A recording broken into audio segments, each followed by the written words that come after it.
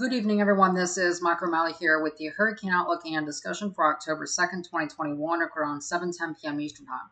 Not too much to talk about today, but we will look at Hurricane Sam, which is still a hurricane now towards the north and east of Bermuda, and you look at when more tropical development could occur towards the next week or so. So jumping straight into everything here, taking a wild look across the tropical Atlantic this evening. We have two systems that we are currently still keeping our eyes on. We have Hurricane Sam now well north and east of Bermuda. This will remain a hurricane at least through tomorrow as it continues northeastward, and then eventually this could impact parts of Greenland later as an extratropical cyclone, as it is expected to rapidly undergo extratropical transition and is already starting that process this evening. We also have Tropical Depression Victor, a storm that was expected to become a hurricane but never did. This is now, again, moved into the central Atlantic here, getting mainly sheared from our storm here, Sam. And this is in part creating this tropical upper tropospheric trough, which is just shearing the storm to bits here. And this is barely minimum a tropical cyclone at this time. This will continue moving west-northwest here and just dissipate, and some of its remnant energy may get out here later. We may have to watch for some chance of regeneration, but not significantly concerned about that at the moment. So we look here at Hurricane Sam. Again, sustained winds are about 125 miles per hour, although the winds are probably likely lower than that. You can see over the last several hours, the eye has completely filled in and is actually the storm is now probably encountering some pretty strong shear out of the southwest here, and this from southwest to northeast. And in fact, this is likely now beginning to tilt the vortex structure over. And as it does so, again, shear and dry air continues to wrap in. You can see there's a pretty good chunk here of dry air that's just south of the core here. The tropopause height isn't really high here. Cooler sea surface temperature, so cloud tops only at the point of about minus 70 degrees Celsius. Still some pretty cold cloud tops, but definitely they have warmed quite substantially, and this is expected again to continue moving off towards the north and east here during the next several days. Again, the track forecast now calls for this to come probably pretty close here to Greenland, again as an extratropical cyclone. At this point, this is mainly just producing a lot of swells that will radiate outwards towards the islands and towards the east coast of the United States and Florida. Again, these rip currents can and have killed people in the past, so this is definitely a threat to those areas in particular. So check for your local beach forecast and heed the advice of government officials and certainly lifeguards, etc. Don't ever swim without a lifeguard. Just kind of make sure you understand that these rip currents can and have killed people, and they are a deadly threat because again they can cause problems. So just be aware of that if you're heading to any of the area beaches along the United States East Coast, Florida, the Bahamas, or the Lesser Antilles.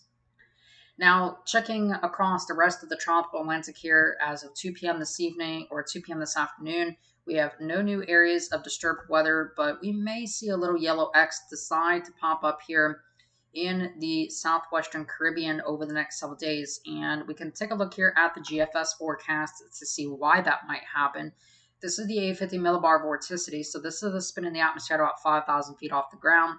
And we're going to go right back here to the satellite because what the GFS is actually picking up on is this tropical wave that is through the mostly the Central Caribbean at the moment. The Eastern and Central Caribbean is where we have this tropical wave right now. Now you can tell that it's obviously getting strung out, it's getting sheared apart, but the shear might relax over the next several days in this area and may fester for some tropical development to occur.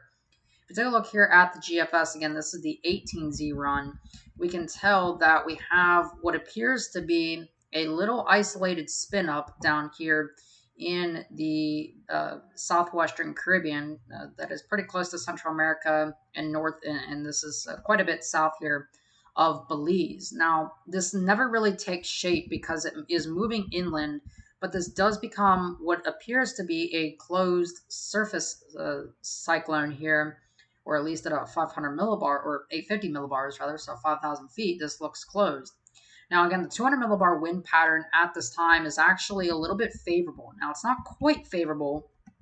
We notice here on the GFS that, or at least on this particular operational run, that again, we have an upper level anticyclone developing over here, but we also have a pretty strong trough interaction down in this region. And we also have that subtropical jet that's kicking in through here.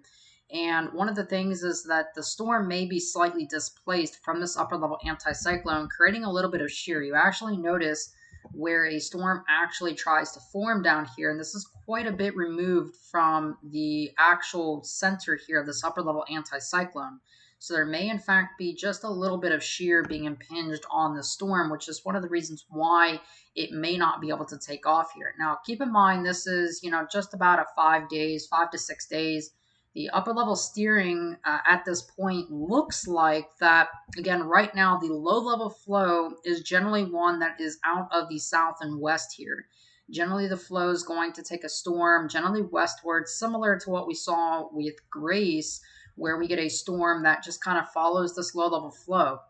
Now, if we do indeed get a storm that actually manages to develop and get a little bit stronger, up at about 500 millibars, this is 18,400 feet in the atmosphere. So this is about the mid and upper levels of the atmosphere, starting to get into that range. We notice that there's a pretty significant weakness here in this ridge. You can kind of see that there's a little bit of troughiness in through here, and this little bit of troughiness would kick a stronger storm northward. But again, a weaker storm will just move right into Central America. A stronger storm during this time, if one, assuming one even forms, would be moving in the general direction towards the northwest. And again, the European forecast, for example, doesn't even really have anything that develops here, but there is a weak background vorticity. But in this particular run here of the Euro, it is a little bit quicker and can't really find time to develop. But again, those 500 millibar height anomalies, there's this weakness in the ridge here. So it's something that we'll be monitoring. If we go back to the ensembles here from the GFS and we look here at the ensemble mean sea level pressure, and we can really zoom in here to the Western Atlantic. And again, there's just really not much clustering here of activity, and only a handful of members actually even have a storm in this region, a depression or storm in this region within the next 5 days. And in fact, after we go through that time, again, there is some hints, again, just beyond that point of something that may try to develop out here. Again, this is, getting a little bit further out in time, but you get the idea. And the EPS, the ensemble from the Euro, is much in the similar agreement with the GFS.